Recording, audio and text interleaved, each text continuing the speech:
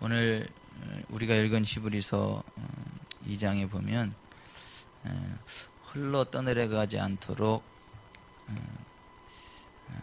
조심해야 된다라고 하는 이야기가 나오고, 또 그 하나님이신 큰 구원을 등한히 여기면 그 보응을 피할 수 없겠다라고 하는 말씀들이 나와요.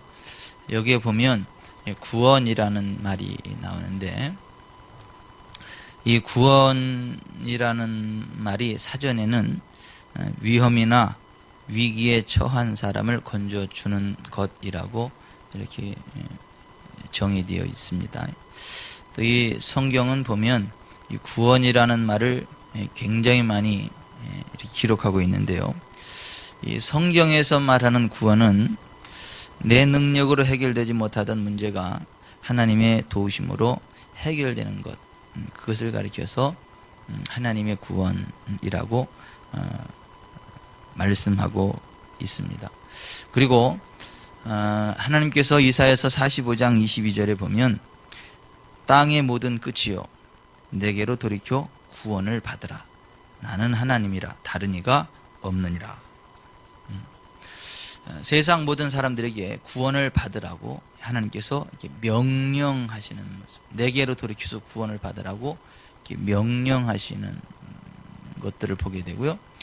또 이 사도행전 2장 40절에 보면 베드로가 오순절 성령의 충만함을 덧입고 막 기사와 표적이 나타나고 사람들이 막 당황하고 막 그 하나님의 살아계신 능력들이 나타나는 것들을 보고 막 당황하고 막 어찌할 줄 모를 때 베드로가 그들에게 말하기를 너희가 이 패역한 세대에서 구원을 받으라.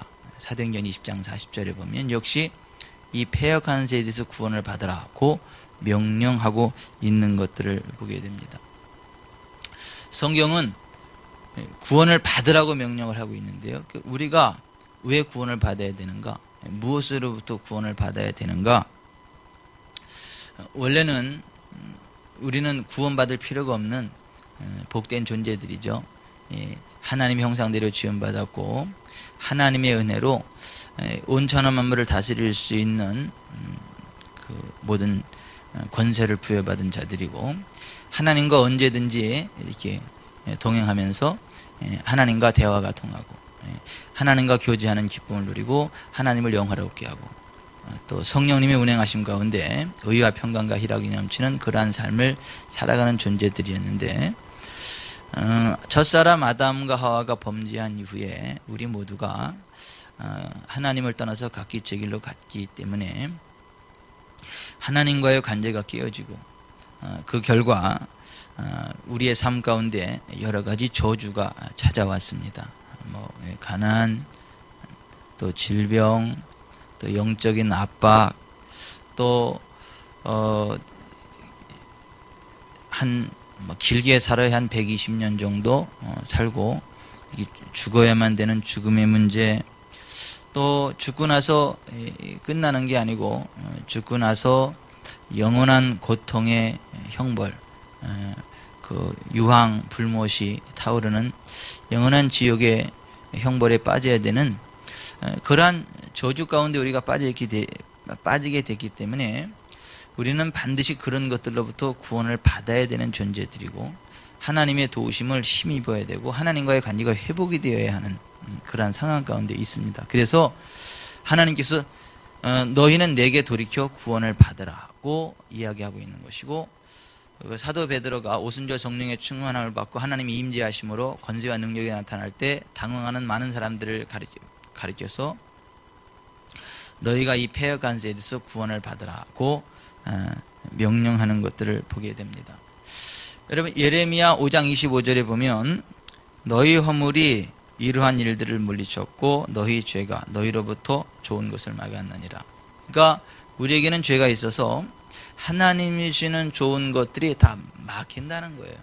그래서 하나님이 복을 안 주시는 게 아니라 하나님과 우리 사이를 우리의 죄가 확 가로막고 있어가지고 그 좋은 것이 오지 못하는 상태다라고 하는 것이고, 또 요한복음 5장 14절에 바라보면 그 후에 예수께서 그 사람, 그러니까 38년 된 질병에서 치료받은 그 사람을 예수님 다시 만나가지고 이르시기를 보라 내가 나았으니 더 심한 것이 생기지 않게 다시는 죄를 범하지 말라. 그러니까 우리 몸에 아주 몹쓸 질병이 오는데 그 질병이 오는 원인 가운데 하나도 죄악이라고 하는 것입니다. 그렇다 해서 우리가 가지고 있는 모든 질병이 다 죄로부터 왔다, 이것은 아닙니다. 우리가 몸 관리 잘못해서 병이 오기도 합니다. 뭐 잘 안 먹으면 병 오지요. 또 무리하면 병 오지요. 또 이렇게 뭐 넘어지면 막 그죠, 골병이 들기도 하고 그러죠. 그런데 그런 거하고 별도로 우리가 하나님께서 아주 굉장히 가증히 여기시는 죄를 계속 범하고 그 한계가 넘어가면 그게 질병으로 드러납니다. 근데 그 질병은 그 죄를 회개하고 끊어내고 하나님 앞에 돌이켜야 하게 치료받지요. 그거는 아무리 좋은 의사 선생님을 만나서 치료를 받고 아무리 좋은 약을 쓰고 아무리 최고의 치료를 해도 그 치료가 되지 않는다는 것입니다. 그래서 그 죄의 문제를 끊어내야 그 질병으로부터 완전히 구원을 받게 되고 해결이 된다. 그래서 예수님이 가서 더 심한 것이 생기지 않게 다시는 죄를 범하지 말라고 이렇게 말씀하고 있는 것을 보게 돼요. 또 그런가 하면 신명기 27장 26절에 이 율법의 말씀을 실행하지 아니하는 자는 저주를 받을 것이라 할 것이요 모든 백성은 아멘 할지니라. 사람이 선을 행할 줄 알고도 행하지 아니하면 이것이 그 죄라고 야고보서 4장에 그렇게 이야기했거든요. 그러니까 하나님의 말씀을 실행하지 않기 때문에 저주를 받는다라고 하는 것이죠. 우리가 그 하나님 말씀대로 순종하면 복을 받습니다. 이렇게 들어와도 복을 받고 나와도 복을 받습니다. 짐승을 키우면 짐승의 새끼도 복을 받고 우리 자녀들도 복을 받고 떡반죽 그릇도 복을 받고 다 복을 받습니다. 근데 반면에 우리가 하나님 말씀을 떠나서 범죄하면 들어와도 저주, 나와도 저주, 떡반죽 그릇도 저주, 자녀들도 저주, 짐승을 키워도 저주, 뭐 또 온몸에 그 저주로 인한 질병이 정수리부터 발끝까지 생겨난다라고 하는 것이죠. 그러니까 왜 우리의 삶 가운데 그 이런 저주스러운 일들이 왜 자꾸 생기느냐 하면 이 율법의 말씀을 실행하지 않기 때문에, 불순종하지 않기 때문에. 이런 수준 떨어지는 얘기는 하시지 않는 게 좋아요. 우리가 하나님의 은혜로 구원받는 것이고 하나님의 사랑으로 구원받는 것이지, 우리가 무슨 율법을 지켜서 율법의 행위로 구원을 받는 게 아닙니다. 우리는 하나님의 은혜로 구원받는 거기 때문에 그냥 늘 감사함으로 예수 십자가 바라보며 살아야지, 너무 그렇게 율법적으로 이렇게 신앙생활을 하면 안 됩니다 라고 하는 수준 떨어지는 얘기에 혹하시면 안 돼요. 우리가 물론 예수님 구속의 은혜로 구원받습니다. 예수님 때문에 구원받습니다. 우리가 예수님에서 구원받는 거 맞아요. 하나님의 은혜로 구원받는 거 맞고 하나님의 사랑으로 이렇게 구원을 받는 건 맞아요. 하지만 우리가 하나님의 말씀대로 순종할 때 하나님의 기쁨이 됩니다. 또 우리가 하나님의 말씀대로 순종할 때 우리의 삶에 총체적인 부흥이 임합니다. 복이 임합니다. 그래서 이 말씀은 뭐 때문에 준 거예요? 우리로 부흥하라고, 우리로 자유하라고, 우리로 의와 평강과 희락을 누리라고 주신 말씀이 하나님 말씀이지, 뭐 이 성경을 지켜서 뭐 천국 가라 이렇게 해서 준 거는 아니에요. 하나님의 은혜로 구원받고 예수님의 구속의 은혜로 구원을 받지만, 그러나 그럼에도 불구하고 하나님 말씀을 왜 줬냐면 우리로 하여금 항상 복을 누리도록 하기 위해서 이 말씀을 주셨습니다. 여러분, 저는요, 저와 여러분이 그 일평생 살아가는 동안에 항상 복을 받으시길 바랍니다. 항상 좋은 일들이 있으시기를 바랍니다. 영혼이 잘 되고 범사가 잘 되고 강건한 은혜가 있으시기를 바라요. 그러한 삶을 살아가도록 하기 위해서 주신 것이 율법이라는 것이죠. 하나님의 말씀이라고 하는 것입니다. 어찌됐거나 우리의 삶 가운데 여러 가지 가난이나 질병이나 저주나 압박이나 그러한 그 저주스러운 일들이 생기는 것은 이 율법의 말씀을 실행하지 않기 때문이다라고 신명기 27장 26절에 말씀하고 있는 것입니다. 그리고 최종적으로 이 죄로 인해서 하나님과의 관계가 틀어졌기 때문에 죽어요. 몸도 죽고 영혼도 죽습니다. 그래서 로마서 6장 23절에 바라보면 죄의 삭은 사망이요 하나님의 은사는 그리스도 예수 우리 주 안에 있는 영생이니라 이렇게 되어 있어요. 죄의 삭이 뭐라고요? 사망이라고요. 여러분 사망, 타나토스라는 말은 separated, 분리된다는 말이에요. separation, 분리된다는 얘기예요. 여러분 우리가 사람이 죽으면 없어지는 게 아닙니다. 우리 영혼과 몸이 분리되는 거예요. 이렇게 떨어지는 거예요. 이걸 갖다가 죽음이라 그럽니다. 내가 내 육체 밖에서 나를 바라보는 거, 이것을 육체적인 죽음이라고 합니다. 예. 그러면 영적인 죽음은 뭐예요? 하나님과 우리가 분리되는 거예요. 떨어지는 거예요. 그걸 사망, 죽음이라고 하는 거예요. 그래서 영적인 사망은 하나님과 떨어지면 어디 가야 되죠? 예, 지옥에 가야 되는 거예요. 그래서 사망이라는 말은 지옥이라는 말과 같은 개념의 말인 것이죠. 죄의 삭은 사망이라고 하는 것입니다. 이 세상 살아가는 동안에도 저주를 받지만 죽어서도 지옥에 간다라고 하는 거예요. 이 세상 살아가는 동안에 여러 가지 저주로부터 벗어나서 의와 평강과 희락 가운데 생명의 길, 거룩의 길, 부흥의 길을 가는 걸 한 단어로 뭐라 그래요? 구원이라 그래요. 구원.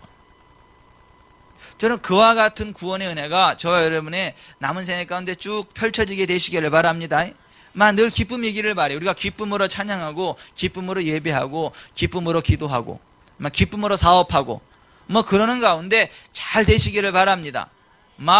굉장히 요란 뻑적하게 이것저것 하는데 되는 일 없고 그러는 거 말고 우리가 조용하게 평안함 가운데 살아가면서 하나님의 은혜로 영혼이 잘 되고 범사가 잘 되고 큰거한 은혜가 있기를 바랍니다.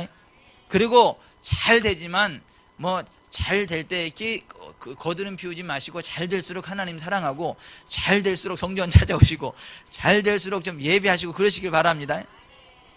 근데 희한하게 꼭 그 어려운 일이 있어야만 성전에 나오는 사람이 있어요.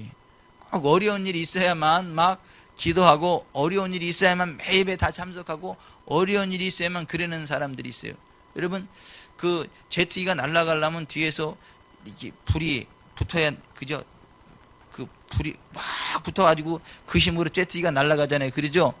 그런 식으로 환란에 불이 붙어야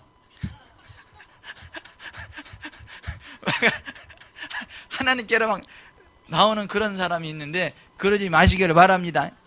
여러분 그 봄날에 그랬다면서요. 예, 어미닭을 쫓아서 병아리가 삐약삐약 걷고 다니는데 하늘에 제트기가 슉 날아가니까 병아리가 어미닭한테 그랬다면서요. 엄마 나도 저 공중 나는 것처럼 나도 날아가고 싶은데 안 될까요? 그래서 너도 똥꼬에 불 붙여라. 그랬다 그랬는데 여러분 꼭 무슨 제트기가 뒤에 불을 뿜어야만 나가는 것처럼 꼭 하나님의 자녀가 무슨 환란에 불이 붙어야만 그때 하나님께로 나오고 그러면요 곤란하지 않겠어요? 여러분 그게 그렇게 힘들어서 하나님 앞에 나오는 게 아니라 잘 될 때 기쁨으로 나오시길 바랍니다. 내가 건강한 것이 하나님의 은혜고 이렇게 물질 있는 게 하나님의 은혜고 오늘 하루를 살아간 것이 하나님의 은혜고 그것이 감사해서 하나님께로도 가까이 나오시길 바랍니다. 아멘. 우리 교회 성도들은 너무 편안해서 예배를 안 드리는 거 아닌가 이런 생각이 들어가지고 똥끝이 타는 그 고통이 있으면 지금 여기 다 나와서 울고불고 난리치고 그럴 건데 그 똥끝 타는 고통이 없으니까 이게 안 나오는 거예요. 지금 그냥 평안하다 안전하다 이렇게 주무시는 거예요. 그냥 이렇게. 그렇다고 똥꼬에 불 붙이라고 할 수는 없잖아요.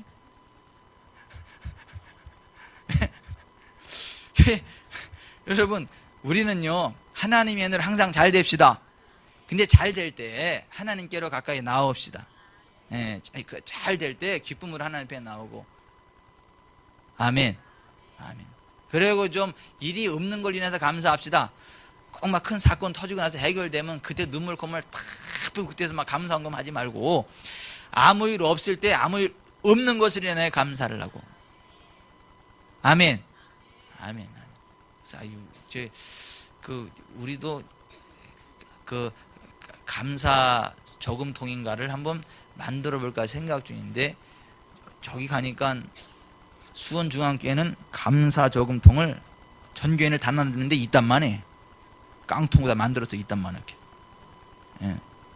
감사 저금통 해가지고, 예. 하루를 지나가면서 하여튼 하나님의 은혜에 감사하면 무조건 거기다 이렇게 집어넣더라고. 100원을 집어넣든 1000원을 집어넣든 10,000원을 집어넣든 하여튼 집어넣으라고. 그리고 그걸 추수감사주일에 그걸 들고, 그걸 감사일기를 적고, 옆에 이렇게 적고, 그래서 감사일기와 더불어 추수감사주일에 그거를 딱 가져온다 하더만. 그러니까 1년 내내 그 감사하면서 그렇게 하다 보니까 성도들이 진짜 하나님의 은혜에 더 감격하고요, 더 감사하다 보니까 더 큰 하나님의 은혜가 임하고. 그래서 우리도 그런 감사 저금통을 한번 만들어야 되나, 내가 이런 생각을 해보는데 뭐 참 괜찮을 것 같죠? 예, 이렇게. 어찌 됐거나 보십시다. 꼭 어떤 어려운 일이 있다가 해결돼야만 무슨 감사하는 게 아니고, 일 없는 게 감사 아닙니까? 안 아픈 게 감사하지 않습니까? 예? 우리 이 차혜자 권사님이 말기 암에 걸려가지고 사느냐 죽느냐 했다가 병원에 입원해가지고 막 있는 재산 다 팔아가지고 수술해가지고 겨우겨우 살아났어. 죽지는 않고, 할렐루야, 나 죽지 않고 살아서 감사하고, 더 빚지지 않고 있는 재산만 다 날리고 고선에도 끝난 것을 감사합니다. 이것보다야 수술할 일 없고 건강하고 돈 잃어버릴 일 없고, 이게 감사한 거 아닙니까? 아멘. 근데 사람들은 희한해. 꼭 그렇게 아프고 말이지, 다 죽다 살아나야 그때서 다 잃어버리고 감사하고 그러는데요, 우리는 그러지 맙시다. 예. 보십시다. 이 구원이 뭐가 구원이냐면, 그렇게 하나님과의 관계가 회복이 돼서 모든 문제들이 해결되는 걸 구원이라 그래요. 영혼, 육, 현세, 내세 문제가 해결되지는 걸 가르쳐서 구원이라 그래요. 여러분, 사람이 죽으면 끝이 아닙니다. 히브리서 9장 27절에 한 번 죽는 것은 사람에게 정하신 것이요 그 후에는 심판이 있으리라 그랬어요. 죽고 끝날 것 같으면 솔직히 우리 예수 안 믿어도 돼요. 재미있거든. 이 세상에 훔친사과가 맛있다고. 이 죄 짓는 재미도 있거든. 있습니다. 그러니까 우리가 그렇게 재미있게 살다가 그냥 죽고 없어지면 끝이다 그러면 재미있게 살다 그냥 갈만해요. 근데 문제는 그게 아니고, 한 번 죽는 것은 사람에게 정하신 것이고 그 후에는 심판이 있다는 거예요. 근데 이 심판이 영원한 심판이에요. 영원한 지옥의 형벌. 그래서 우리가 구원을 받아야만 하고 구원을 받으라고 성경이 말씀하고 있는 것입니다. 여러분, 성경에 하나님께서 하나님의 자녀들에게 주시는 구원을 제가 쭉 한번 소개해 볼게요. 창세기 45장 7절에는 보면, 흉년으로 인한 기아, 전 지구촌에 임하는 배고픔으로부터 벗어나는 도움을 입었을 때 그걸 가리켜서 구원이라고 표현을 했습니다. 여러분, 전 지구촌이 다 어려워도 하나님의 사람은 부흥의 길을 갈 수 있습니다. 하나님의 공급하시는 은혜가 있습니다. 그걸 가리켜서 구원이라고 표현을 했어요. 그러니까 세계 정세가 어땠고 국제 유가가 어땠고 저땠고 그런 거 고민하지 마시고, 내가 하나님의 사람으로 하나님의 영광을 위해 살아가야 되겠다 하고 하나님의 은혜를 감사하면서 하나님 확 붙잡으시길 바랍니다. 그걸 가르쳐서 하나님의 구원이라고 말씀하고 있는 것입니다. 또 출애굽기 18장 9절에 국가적인 압제로부터 벗어나 자유를 누리게 되는 구원이 있어요. 여러분, 사실 남한하고 북한하고요 전쟁 붙으면 누가 좋아요? 좋은 거 하나도 없어요. 둘 다 망하는 거예요. 남한도 북한도 망하는 거예요. 그러니까 서로 전쟁 안 일으키는 게 맞는 것이고, 평화적으로 통일돼야지.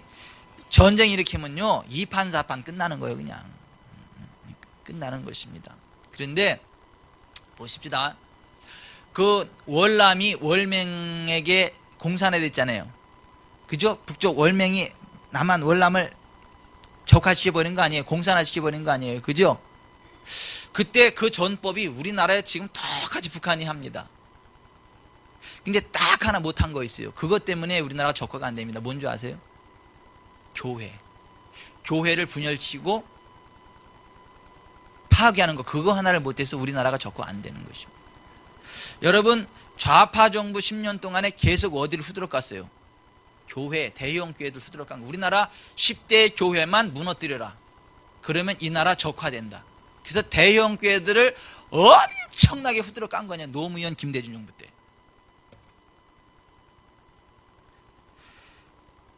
여러분, 이 나라 이민족을 위해서 기도하는 종교가 기독교, 불교, 천주교 가운데 어디요? 기독교밖에 없어요. 맨날 데모나 했어 할 줄 알지. 이거 빛나리들은 맨날 데모나 했어 할 줄 알지.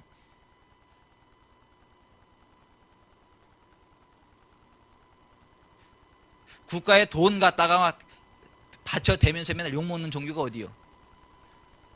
교회요, 기독교.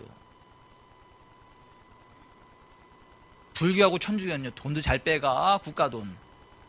뭐뭐 한다면 다 국가 돈 빼가는 거예요. 그러면서도 막 큰 소리 막 치고. 지금 우리나라가 적화되지 않는 거는요, 딱 하나의 교회밖에 없어요. 교회. 교회가 버티기 때문에 그렇습니다. 여러분, 드러난 간첩들이 지금 우리나라 정계를 휘어잡고 있잖아요. 제가 일일이 얘기를 안 해도 옛날에 무슨 간첩 사건으로 다 됐고 뇌물수염이 이렇게 되고 다 그러던 사람들이 지금 무슨 1등, 2등을 다투고, 이게 지금 보통 문제가 아니에요. 풍전등화입니다, 우리나라가. 근데 우리나라가 지금 공산화되지 않고 그나마 버티는 이유는 교회 때문에 그래. 교회 때문에. 하나님께 기도하는 하나님 백성들 때문에 그랬습니다. 그런 걸 가르쳐 성경은 구원이라 그래요. 우리가 정신 차려야 됩니다. 정신 차려야 돼요. 예? 4.11 국회의원 선거하고 12월 17일인가요? 이 대통령 선거 위해서 기도 많이 해야 되고, 진짜 준비된 하나님의 사람이 이 나라를 이끌어가는 정치 지도자 될 수 있도록 기도해야 되고요. 그거 변별력 달라고 기도하셔야 돼요. 똑바로 지게 해달라고. 어쨌거나 국가적인 위기로부터 건진받는 것을 가르쳐 성경은 구원이라 그래요. 좀 우리나라의 그러한 구원의 은혜가 우리 주님 예수 그리스도 재림의 때까지 계속 지속되는 은혜가 있기를 바랍니다. 그런가 하면 신명기 28장 29절에 형통치 못하고 노략과 압제를 당하다가 형통케 되고 자유케 되는 것들을 가르쳐서 또 구원이다라고 이야기를 합니다.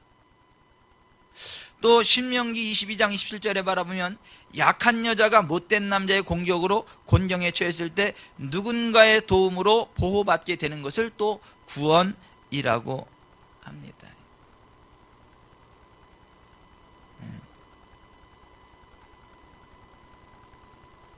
정선홍 권사님도 옛날에 막 그랬다는 얘기를 내가 들었어. 못된 놈이 딱 이러는데 다다다다다다다다 방언으로 기도하니까 이 보호막이 박살해가지고 이 꼼짝 못해 이러고 그냥. 그래 무사히 빠져 나오고 그런데 그것도 하나님의 구원입니다. 그때 막 부엌칼로 시칼했으면 잘라줄지도 몰라. 근데 어찌됐거나 그러한 막 삶의 현장 속에 막 급박한 그러한 상황 가운데 하나님의 개입으로 탁 보호되는 사건을 가리켜서 구원이라고 성경은 이야기한다라고 하는 것입니다. 역대하 20장 9절에 보면 환난으로부터 건진받게 되는 것을 또 구원이라 그래요. 마태복음 9장 27절에 바라보면 불치의 질병으로부터 고침받게 되는 것을 구원이라 그래요. 누가복음 8장 36절에 바라보면 귀신에게 억눌림 받던 상태에서 벗어나는 것을 가르쳐서 구원이라 그래요. 여러분 우리가 살아가면서요 삶의 현장 속에 하나님의 개입하심을 요청할 때 하나님 도우시옵소서 하나님 역사하시옵소서 하나님 기대합니다. 그리고 기대하고 선포하고 나아갈 때 하나님의 초자연적인 개입하심이 드러납니다. 그리고 그것들이 해결됩니다. 그걸 가르쳐서 성경은 구원이라 그래요. 2012년 그와 같은 구원의 은혜가 저와 여러분의 삶 가운데 흘러넘치시길 바랍니다. 여러분, 예수 믿는 사람이나 안 믿는 사람이나 사실 똑같은 환경 가운데 살아가잖아요. 똑같은 상황 가운데 살아가잖아요. 그러나 뭐가 다르냐면 하나님의 보호의 장막이 함께한다는 게 다릅니다. 하나님의 개입하심이 함께한다는 게 다릅니다. 여러분, 똑같은 애굽 땅에 살지만 이스라엘 백성이 사는 고센 땅에는 어둠이 범접해요, 못해요? 못해요.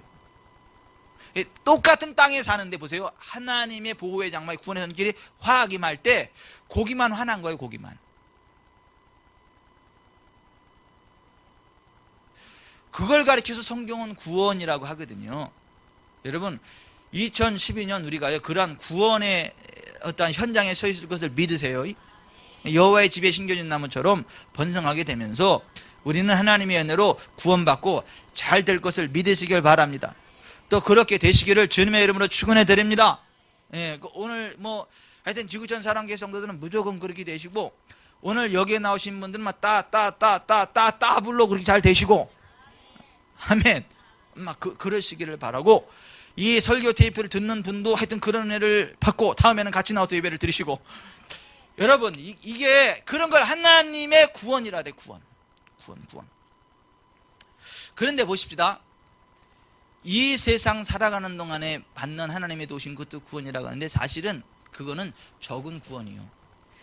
큰 구원은 뭐냐 하면 죽어서 지옥 가지 않고 천국 가는 거. 아멘. 그래서 오늘 히브리서 2장 1절부터 그의 4절에 바라보면 이같이 큰 구원이라 그러는 거예요. Such a great salvation. 이같이 큰 구원이라고 하는 것입니다. 여러분, 이 세상에서 잘 살다가 죽어서 지옥 가면 그게 무슨 의미가 있어요?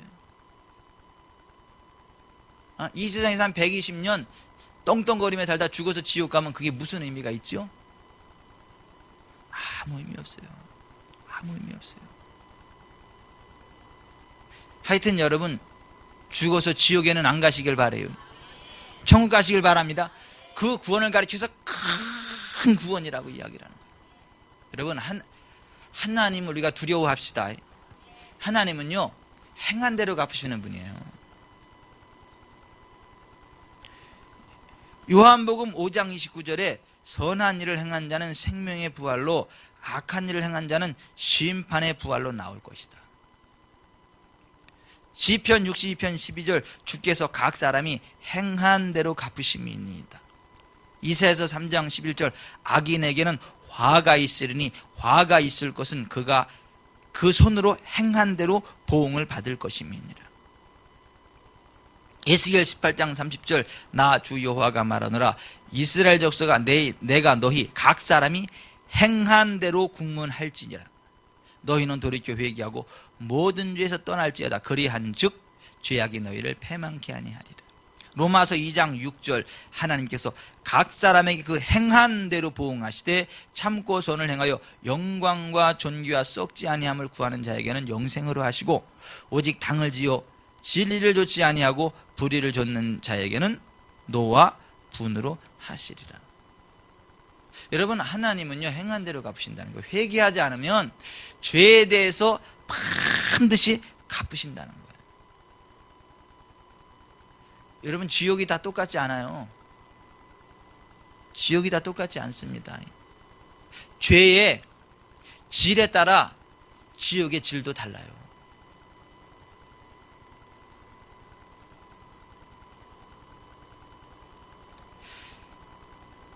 마가복음 9장 43절 이하에 만일 내 손이 너를 범죄하게 하거든 찍어버리라. 장애인으로 영생에 들어가는 것이 두 손을 가지고 지옥 곧 꺼지지 않는 불에 들어가는 것보다 나으니라.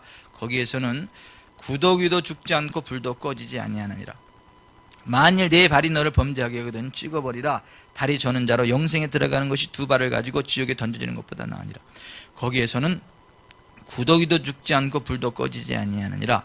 만일 내 눈이 너를 범죄하게 하거든 빼버리라. 한 눈으로 하나님의 나라에 들어가는 것이 두 눈을 가지고 지옥에 던져지는 것보다 나으니라. 거기에서는 구더기도 죽지 않고 불도 꺼지지 아니하느니라. 사람마다 불로써 소금 치듯함을 받으리라. 이 지옥이요 굉장히 무섭습니다.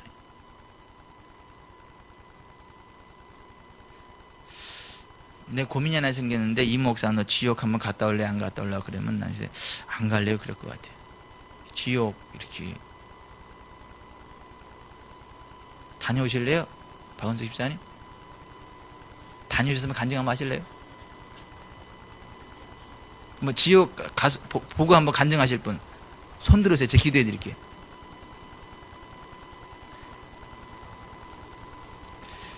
이게요 지옥이요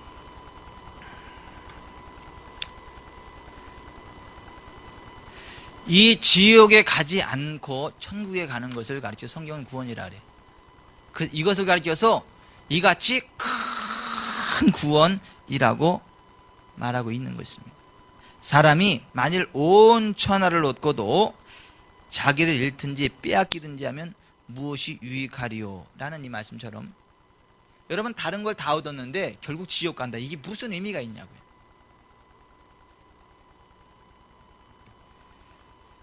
진짜 우리가 예수 믿고 지옥을 면했다는 것만으로도 감사합시다. 사실 그것만으로도 1년 365일 감사해야 돼.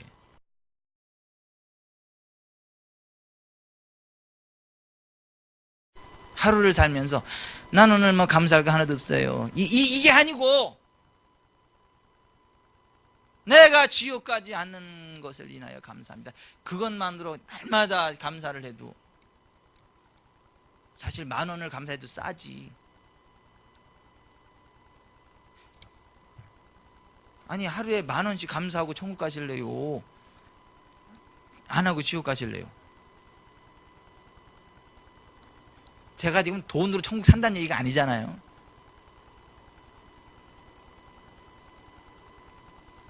사실 우리가 이 지옥에 가지 않고 천국에 가는 것만으로도 날마다 감사해야 되고요. 구원의 감격을 누려야 돼요. 그래서 오늘 히브리서 2장 3절에서는 그 구원 이같이 큰 구원을 등한히 여기면 안 된다. 우습게 여기면 안 된다. 흘러 떠내려갈까 조심해라 그러는 거예요. 꽉 붙잡으라고 하는 것이죠.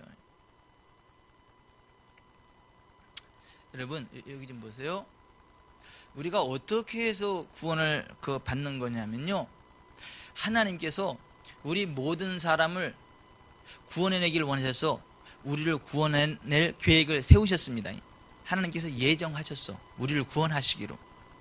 그리스도 예수 안에서 그의 피로 죄사함 받고 하나님의 자녀가 되는 길을 예정하셨어요.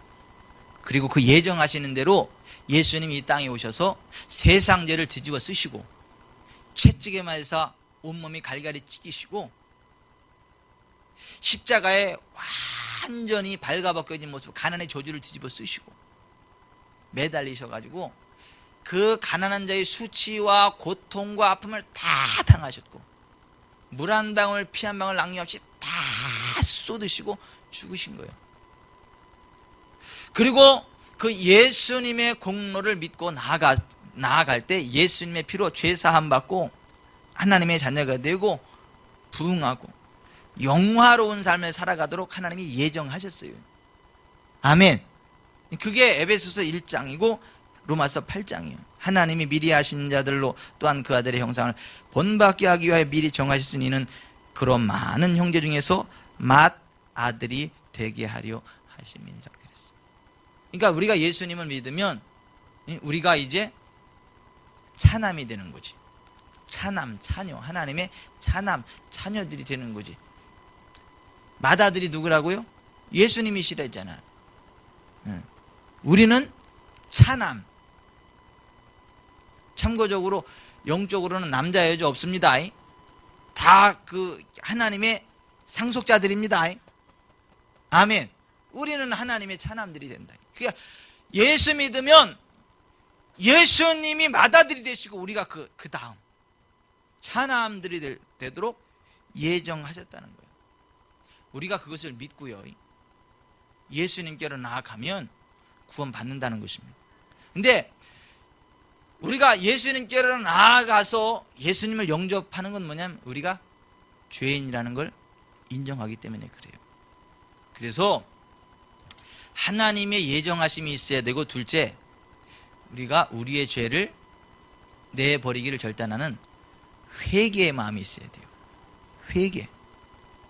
그래서 회개를 해야 됩니다. 회개하고 돌이켜서 예수를 믿어야 구원받는 것입니다. 근데 많은 사람들이 회개를 얘기 안 해. 그냥 무조건 예수만 믿으면 구원받는다, 예수만 믿어라, 이렇게 이야기를 해요. 그래서 교회 나와서 예수 믿는다고 하는데요, 보면 삶이 하나도 안 바뀐 사람들이 엄청 많습니다.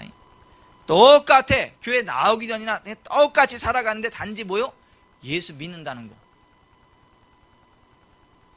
그 말만 하는 거. 그 사람은 지옥 갑니다. 예수는 그렇게 믿는 게 아니에요. 성경은 이렇게 이야기를 해요. 사도행전 2장 38절, 베드로가 이르되 너희가 회개하여 각각 예수 그리스도의 이름으로 침례를 받고 죄 사함을 받으라. 그리하면 성령의 선물을 받으리라.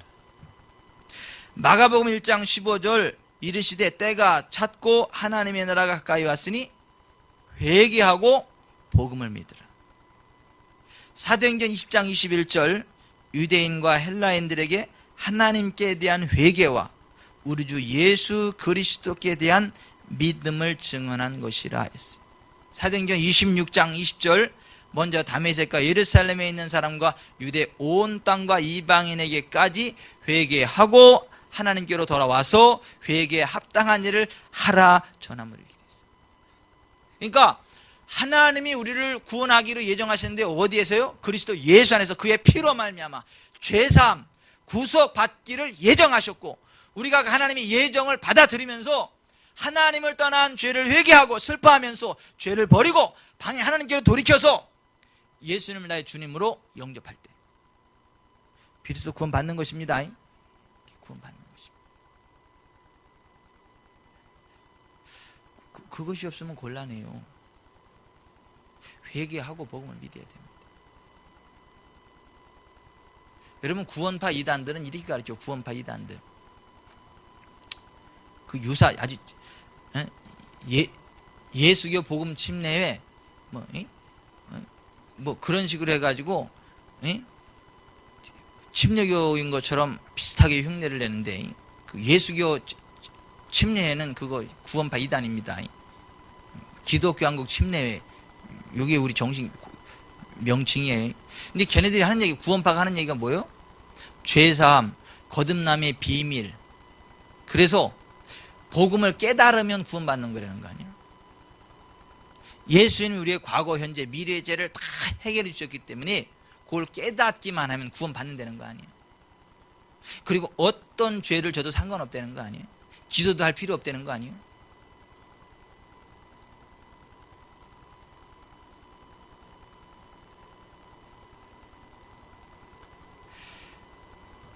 회개하고 예수를 믿어 구원받습니다. 아멘. 아멘.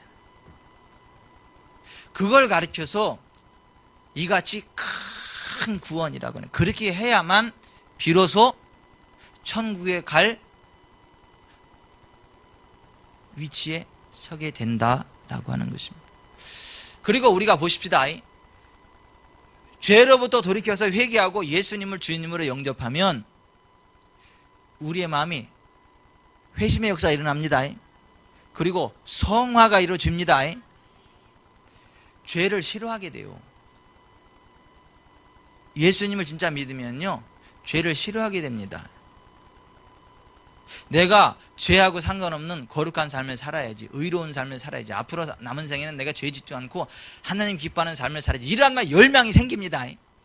그러면 그 순간은 자신감도 생깁니다. 앞으로 죄 안 짓고 살아갈 것 같은.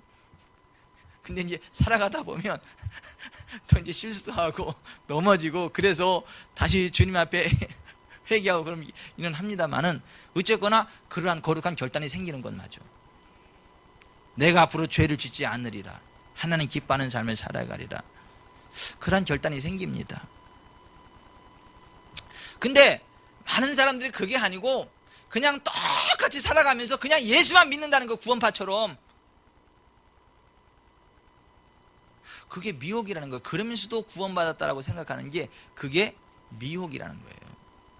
그래서 요한일서 3장 6절 이하에 바라보면 그 안에 거하는 자마다 범죄하지 아니하나니 범죄하는 자마다 그를 보지도 못하였고 그를 알지도 못하였느니라. 자녀들아, 아무도 너희를 미혹하지 못하게 하라. 의를 행하는 자는 그의 의로우심과 같이 의롭고 죄를 짓는 자는 마귀에게 속하나니 마귀는 처음부터 범죄함이라. 하나님의 아들이 나타나신 것은 마귀의 일을 멸하려 하심이라. 하나님께로부터 난 자마다 죄를 짓지 아니하나니 이는 하나님의 씨가 그의 속에 거함이요 그도 범죄하지 못하는 것은 하나님께로부터 났습니다. 이러므로 하나님의 자녀들과 마귀의 자녀들이 드러나나니 무릇 의를 행하지 아니하는 자나 또는 그 형제를 사랑하지 아니하는 자는 하나님께 속하지 아니하니라고 되어 있습니다.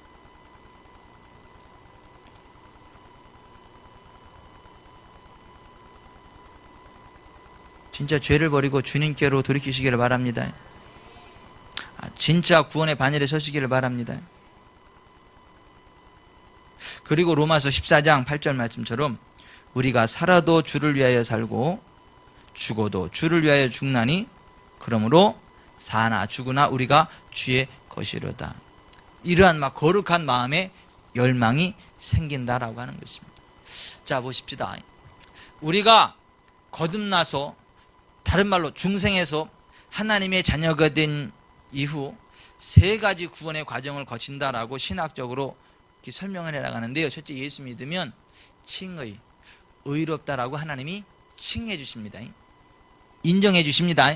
그래서 로마서 3장 24절 그리스도 예수 안에 있는 속량으로 말미암아 하나님의 은혜로 값없이 의롭다 하심을 얻은 자 되었느니라.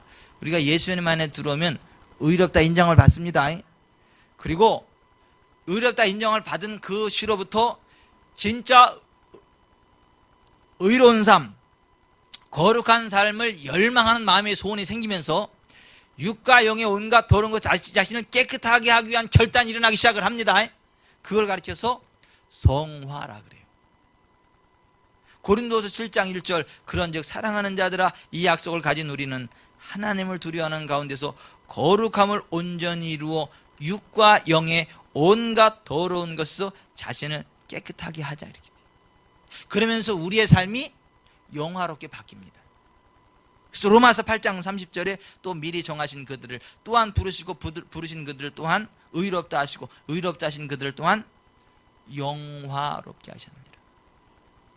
여러분, 이게 죽어서만 영화되는 게 아니고요, 살아서도 영화됩니다. 사람이 빛이 납니다. 이게 영적으로 보면요, 사람이 이 영화의 정도가 다릅니다. 글로리피케이션. 어떤 사람은요 굉장히 강력해 빛이. 어떤 사람은요 겨우 그냥 어두움이 범접하지 못할 정도로 이렇게 꺼질랑 말랑, 밝은 것도 아닌 것이 어두운 것도 아닌 것이, 그러면서 이렇게 그런 그 정도가 있고, 어떤 사람은 이게 너무 빛나가지고요 눈을 차마 뜨고 눈 똑바로 보면 이게 이거 눈 멀지 않을까 하는 정도로 막 강력한 거예요. 우리가 죄악을 버리고요 성화를 결단하고 성화의 길을 걸어갈 때 글로리피케이션, 우리가 영화롭게 됩니다. 아멘. 그러니까 여러분, 우리가 영화로운 상태로 걸어갈 때 악한 귀신들이 그냥 버들버들 떨고 떠나가는 거예요. 그냥 못 견디는 거예요, 그 밝은 빛을. 여러분, 밝은 빛이 있으면 벌레들이 있습니까? 막 성님께 주랭랑 치죠. 그런 식으로 우리가 점점 더 성화되고 영화롭게 될 때 어둠이 떠나갑니다. 그 집구석에도 그래서 악한 귀신들이 역사 못하는 거예요. 악한 것들이 역사 못하는 것입니다. 왜 어떤 집에는 들어가면요 굉장히 향기가 나잖아요. 편안하잖아요. 이렇게. 어떤 집에는 들어가면요 음산하잖아요. 서산하고. 그런 집은요 기름값도 많이 들어가. 보일날 때도 추워. 어떤 집은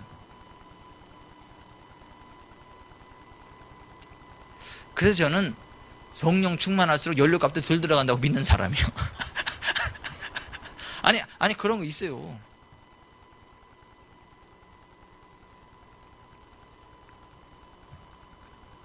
아무튼 구원의 연속적 세 가지 관형이 있는데 칭의, 성화, 영화의 단계로 나아간다라고 하는 것입니다. 자, 이쯤에서 우리가 또 한번 생각해 봐야 될 것은 구원의 확신에 있어서요. 우리가 그러면 구원의 확신을 가질 수 있느냐 없느냐, 이 부분에 대해서요, 그 칼빈주의자들, 그러니까 장로교단의 입장은 뭐냐면, 한 번 얻은 구원은 잃어버릴 수 없다, 한 번 구원은 영원한 구원이다 라고 믿습니다. 그러나 아르미니안주의, 웨슬레안주의에서는 한 번 얻었던 구원도 잃어버릴 수 있다라고 가르칩니다. 오순절 계통에서는 그렇게 가르쳐요. 팽팽하게 맞섭니다. 근데 둘 다 성경에 있어요, 구절들이. 그러니까 이런 얘기들이 나오죠. 이 두 가지가 잘 조화해야 됩니다. 하나만을 이야기하면 안 돼요. 하나만을 이야기하면. 여러분 보십시다. 우리가 스스로 하나님을 대적하고 성령님을 거역하고 죄악된 길로 가면 우리 구원은 잃어버려집니다. 그러나 우리가 비록 부족하고 실수하고 넘어질지라도 하나님의 은혜를 바라보고 겸손히 주님을 의지하는 자는 결코 버림받지 않습니다. 성령님이 우리를 도우십니다. 끝까지 책임지십니다. 그래서 겸손한 자는 구원의 확신을 가져도 됩니다. 그러나 오만한 자는 언제 버림받을지 모릅니다. 언제 타락할지 모릅니다. 이거는 구원의 확신을 가질 수 있다는 얘기, 없다는 얘기예요. 우리가 구원의 확신을 가질 수 있다는 얘기, 없다는 얘기예요. 있다는 얘기입니다. 여러분, 주님은 우리를 포기하지 않습니다. 버리지 않습니다. 반면에 누가 포기하는 거예요? 내가 포기하는 거예요. 내가 버리는 거예요. 내가 포기하고 버리지 않는 한 주님은 나를 포기하고 버리지 않습니다. 아멘. 그러면 구원받은 사람이 버림받는다는 거예요? 끝까지 하나님이 책임진다는 거예요? 둘 다요. 내가 어떻게 주님 앞에 서느냐에 따라서 1번이 될 수도 있고 2번이 될 수도 있다라고 하는 것입니다. 아멘. 여러분, 하늘나라 생명책에서 이름을 지워버릴 수 있다 그래. 하나님이 지워버리겠다 그랬습니다. 아니, 하나님이 지워버리시기도 해요.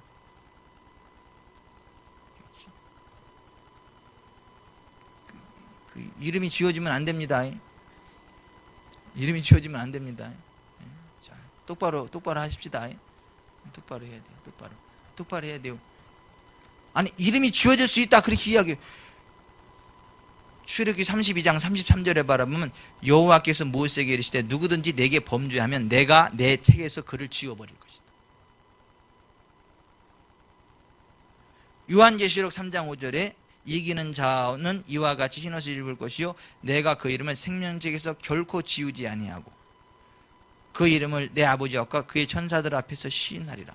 지면 지워버린다는 얘기지. 이기면 절대 안 지워버린다.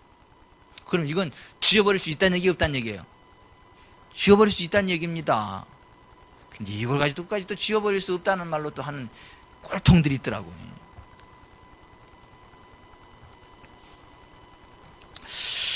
여러분 보십시오. 그 롤랜드 버그 목사님이 쓴 예수님의 보혈이라는 책에서 나오는 내용을 한번 제가 읽어볼 테니까 한번 들어보세요. 많은 사람들은 예수님께서 현재에도 일하고 계시다는 것을 깨닫지 못합니다. 예수님이 흘리신 보혈은 예수님의 빛만큼이나 멀리까지 흐르고 있습니다. 이것은 요한일서 1장 7절에 잘 나타나 있습니다. 그가 빛 가운데 계신 것과 우리도 빛 가운데 행하면 우리가 서로 사귐이 있고 그 아들 예수의 피가 우리를 모든 죄에서 깨끗하게 하실 것이요. 그런데 만약 우리가 예수님과 동행하는 삶을 그만두고 다시 죄를 따라간다면 어떤 일이 일어날까요? 하나님, 이것을 싫어하시는 줄은 알지만 잠시 주님을 떠나야 할 것 같아요. 저는 세상에 나가서 하나님이 싫어하시는 일을 해야겠어요. 여러분 이렇게 말할 수도 있습니다. 그러면 하나님께서 이렇게 말씀하실 것입니다. 예수의 피는 그렇게 멀리까지 흐르지는 않는단다. 주님께 잠시 떠나겠다고 했던 그 사람은 다시 돌아와 이렇게 고백해야 할 것입니다. 예수님, 보혈의 피를 제게 다시 흘려보내주세요. 누구든지 하나님의 보살핌의 영역에서 떠나는 것은 너무도 위험한 일입니다. 주님은 어떻게 하면 의인의 길로 갈 수 있는지 아시며 그 여정에서 일어나는 모든 일이 아름답다는 것을 알고 계십니다. 그러나 주님과 동행하는 삶에서 벗어난 자들은 멸망의 길에 서 있습니다. 그 불의한 자들은 자신 스스로를 의지하며 하나님을 거역하기를 원하는 자들입니다. 또한 그것은 자신들이 불의한 자라는 것을 스스로 입증하고 있습니다. 우리가 하나님과 동행하는 삶에서 벗어날 때 대적은 우리를 대상으로 아주 많은 일을 벌일 수 있습니다. 많은 자들이 부르심을 받았지만 그 부르심을 성취할 수 있도록 선택된 자들은 적습니다. 하나님께서 그들을 선택하셨습니다. 하나님은 그 어떤 사람도 멸망하기를 원치 않으시며 모두가 회개에 이르기를 원하십니다. 주님은 각 사람을 도와 결단의 문에 이르기를 촉구하십니다. 그러나 그 문 앞에 서 있을 때 선택은 바로 우리가 하는 것입니다. 끝까지 여러분 구원의 길을 선택합시다. 구원의 반열에 섭시다. 선택은 우리가 하는 거예요.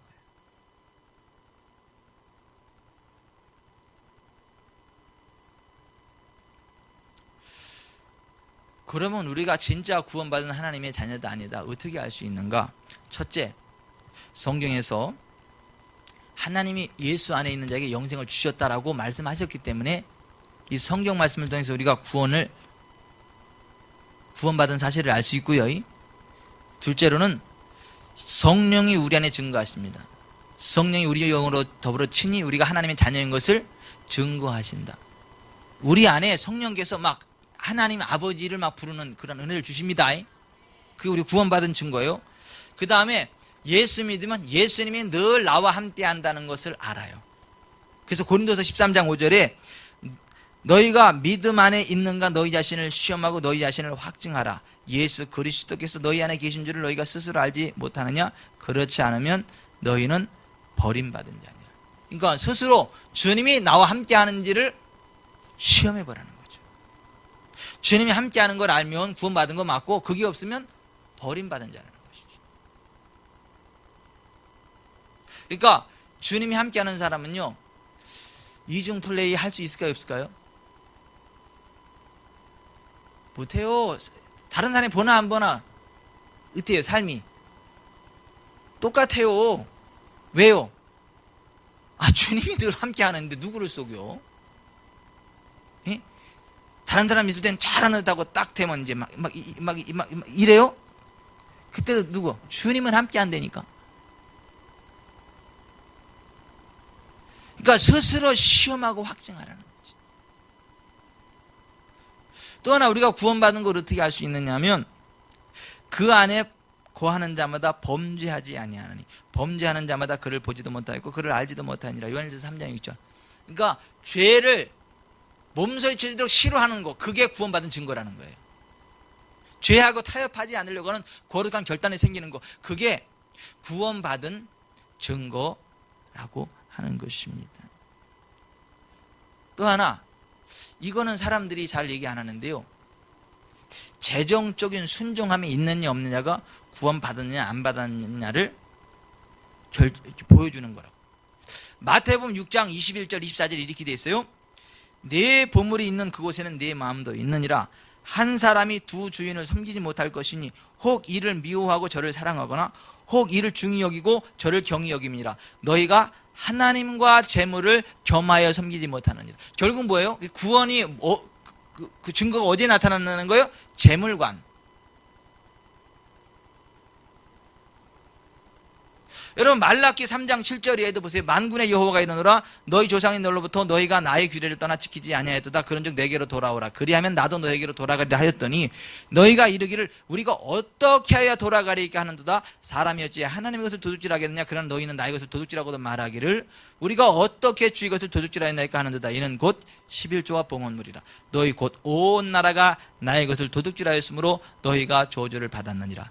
만군의 여호와가 이르노라 너희의 온전한 11조를 창고에 들여 나의 집에 양식이 있게 하고 그것으로 나를 시험하여 내가 하늘문을 열고 너희에게 복을 쌓을 것이 없도록 붙지 아니하나 보라. 여기 좀 보십시다.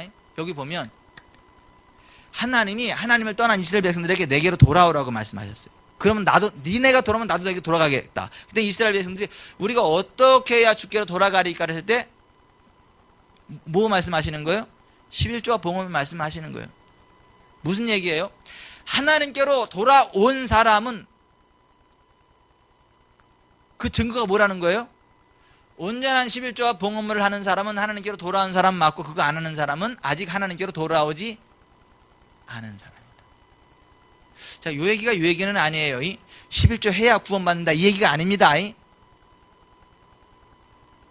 진짜 하나님께로 돌아온 사람은 온전한 11조와 봉헌을 하면서 하나님이 주는 부흥의 길을 달려간다, 이 얘기지.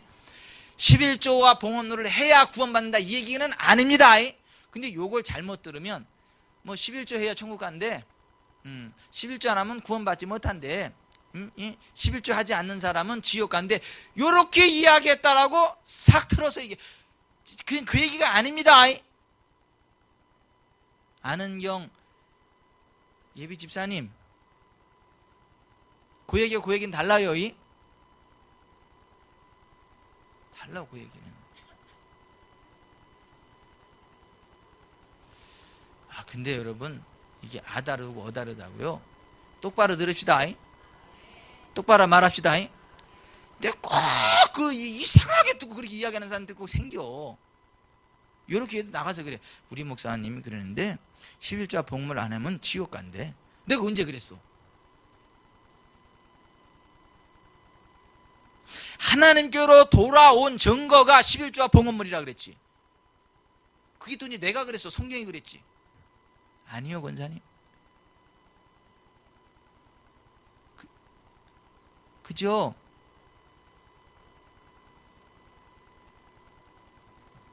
우리가 구원받은 증거가 뭐냐 이거예요. 우리가 진짜 하나님께로 돌아왔다 안 왔다, 그 증거가 뭐냐 하면 11조와 봉헌물이라는 거예요. 내 보물이 있는 곳에 내 마음이 있다. 하나님과 재물을 겸하여 섬길 수 없다. 예수님 그렇게 말씀하세요.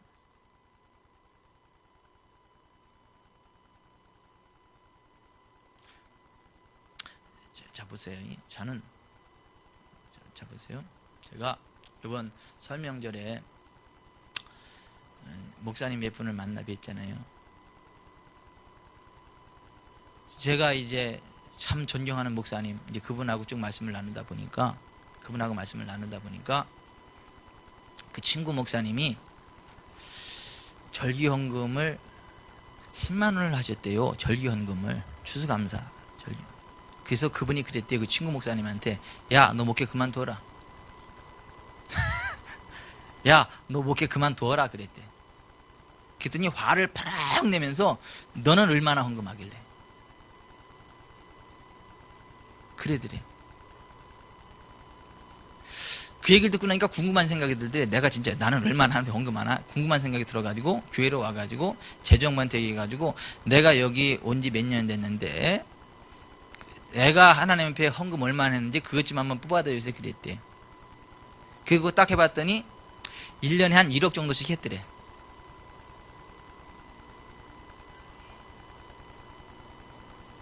내가 그 얘기를 딱 들으면서 사이즈 대비 이병천이가 이기나 지나, 이런 생각을 해요. 나는 그만큼 했나, 이런 생각을 해요. 사이즈 대비라는 게 있잖아요. 사이즈 대비. 이게 하나님이 괜히 쓰는 게 아니다, 그런 얘기 할 만하잖아요. 그 정도 되면 무슨 목사가 무슨 절기헌금을 10만 원을 하냐? 그게 많지 않냐? 야, 너 목회 그만둬라, 그 얘기 할 만하지 않아요? 근데 너는 그 얼마나 헌금해서?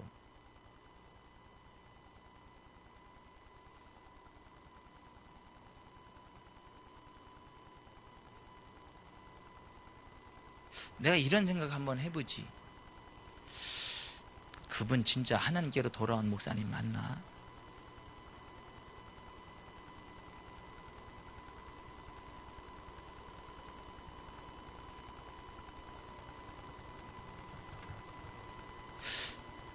여러분, 우리가 진짜 구원의 반열에 섭시다. 진짜 하나님 사랑합시다.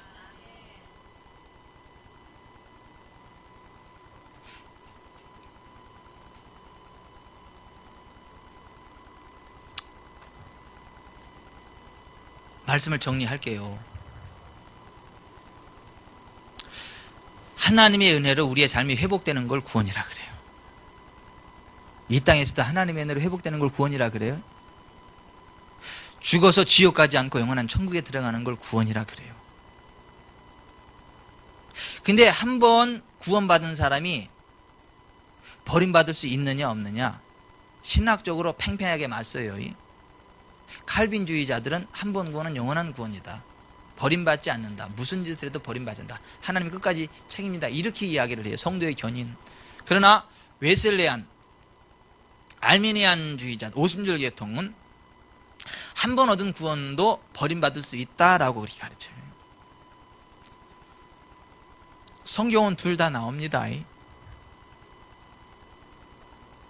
그 어떤 게 맞아요? 둘 다 맞아. 하나님은 절대 우리를 포기 안 하셔요. 하지만 우리가 주님을 떠나버리면 주님도 어쩔 수 없어요.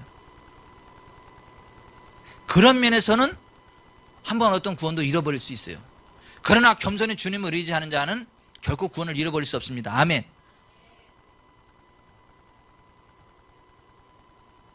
우리는 구원을 잃어버리지 맙시다. 겸손히 주님을 의지하면서 끝까지 우리 하늘나라 갑시다. 조영순 집사님, 함께 갑시다. 내 아버지 집, 내 아버지 집, 내 아버지 집, 함께 갑시다. 내 아버지 집, 거긴 기쁨만 있네. 아멘. 아니, 함께 갑시다. 진짜.